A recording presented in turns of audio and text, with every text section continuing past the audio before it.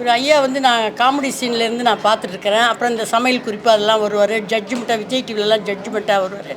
எனக்கு ரொம்ப பிடிச்ச படம் மாரி. அதில் வந்து தனுஷ் கூட ரொம்ப அருமையாக இருக்கு. எத்தனை வாட்டி பார்த்தாலும் அந்த அழுக்கவே அழுக்காது அந்த படம் பார்த்தேன்.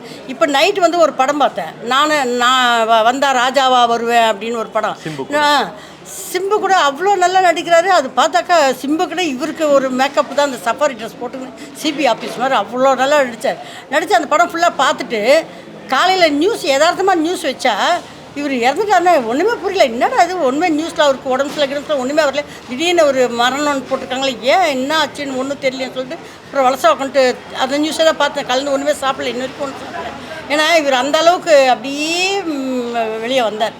வந்து கொஞ்சம் இடம் பிடிக்கிறப்போ அந்த கடவுள் கூட கண் இல்லாமல் போச்சு. ஏன்னா இந்த காமெடி ஆக்டர்லாம் இப்படி கடவுளுக்கு கூட்டு போகிறாரு, ஒன்றுமே கடவுள்கிட்ட கேள்வி தான் கேட்குறேன்.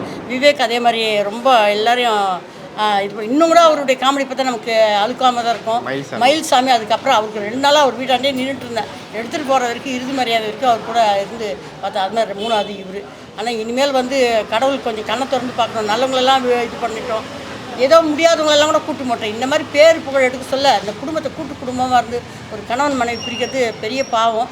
அது என்னமோ அவருக்கு என்னன்ட்டு தெரியல. அவருடைய முடிவு அவ்வளோதான் போல இருக்குது அவரால். ஆனால் இந்த மக்கள் கூட்டத்தை சம்பாரிச்சிட்டு அது பெரிய விஷயம். அது இருந்தாலும் மறைந்தாலும் பேர் சொல்ல வேண்டும், இவர் போல் யார் என்று ஊர் சொல்ல வேண்டும்ன்ட்டு அது பட்டின தற்பாடின பாட்டுக்கு மயில்சாமி மாதிரி மக்களை சம்பாரிச்சிட்டார். அது பெரிய புகழ். ஆனால் இன்னும் கொஞ்ச நாள் ஆயுசு கடவுள் கொடுத்துருக்கலாம்.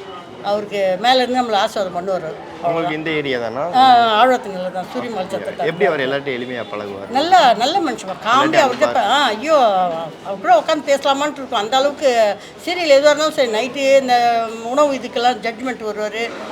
ஃபஸ்ட்டு காமெடியில் தான் நாங்கள் பார்த்தோம். இவர் புகழ் இன்னொருத்தர்லாம் ஒரு செட்டாக பார்த்தோம். அதுக்கப்புறம் இப்போ அப்படியே படத்தில் வந்தார். அது இன்னும் படத்தில் வந்து யார் கண்டுபட்டதோ என்னவோ தெரியல, அப்படியே அவர் மறைஞ்சிட்டார், நம்மளை விட்டு மறைஞ்சிட்டார்.